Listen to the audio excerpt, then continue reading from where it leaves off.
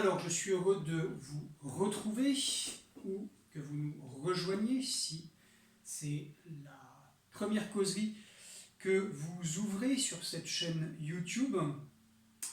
Causerie qui a comme sujet donc la Lectio Divina, lire la Bible, lecture priante et attentive. Je ne vais pas vous donner un cours d'étude approfondie de la Bible, de théologie biblique, d'exégèse.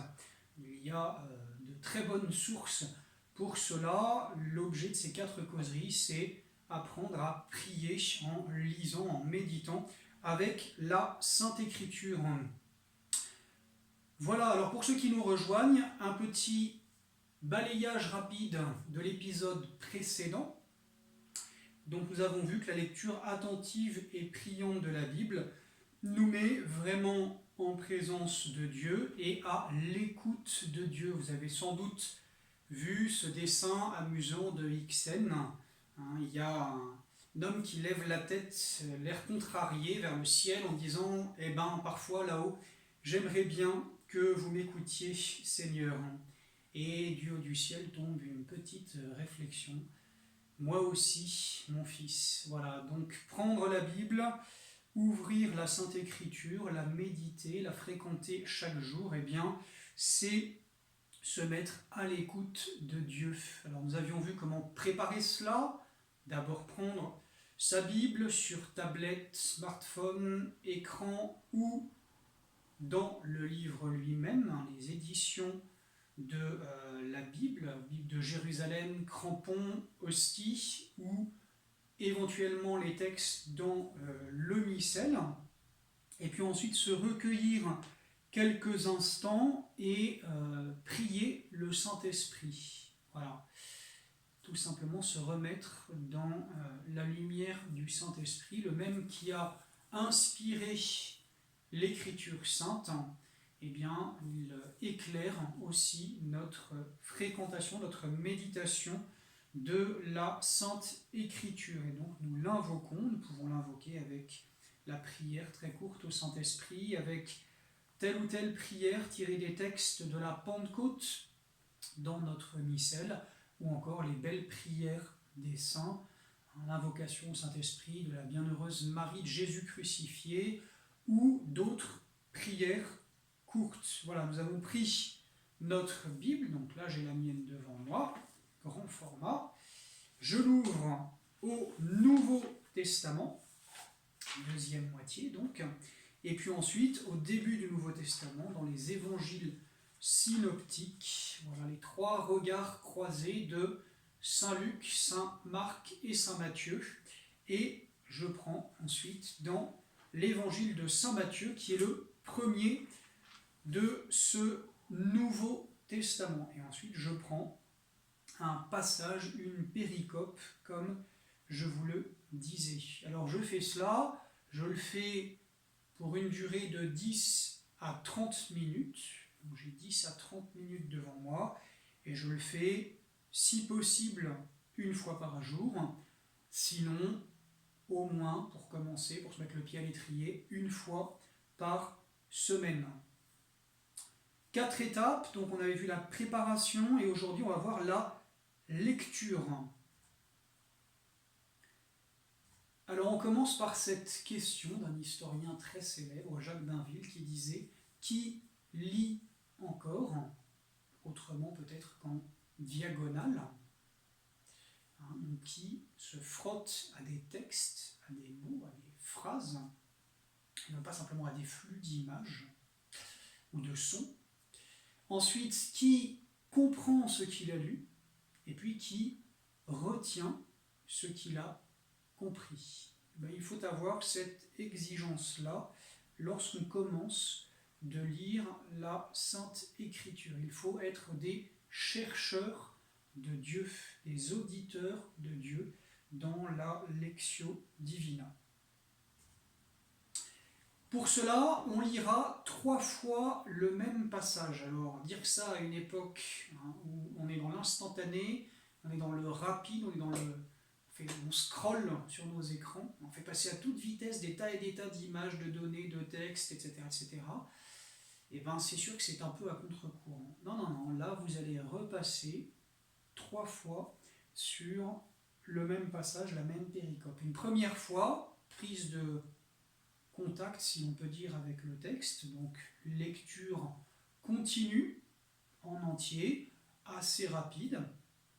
Une deuxième fois, lecture lente, voilà, on prend le temps, voilà, on marque les pauses dans le texte, et puis troisième lecture qui sera, elle, extrêmement lente, où l'on s'arrêtera à chaque mot, à chaque unité de sens, chaque phrase.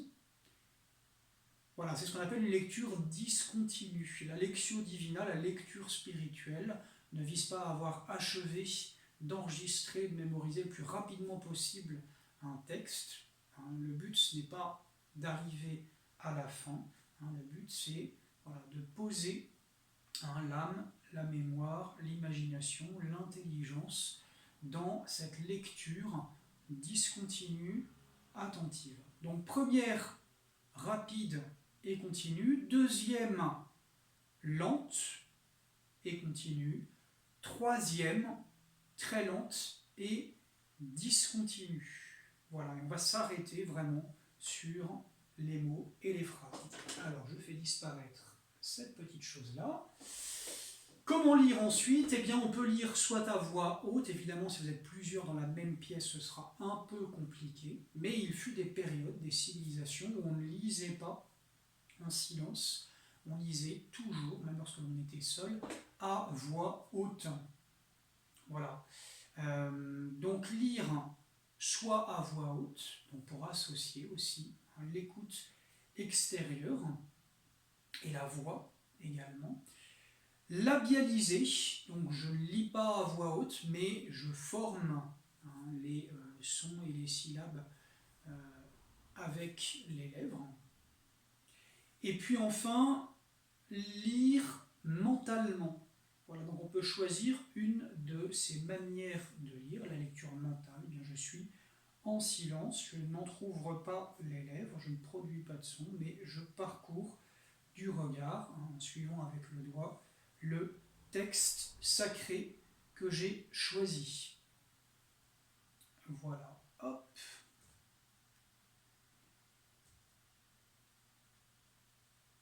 Ça ne marche pas.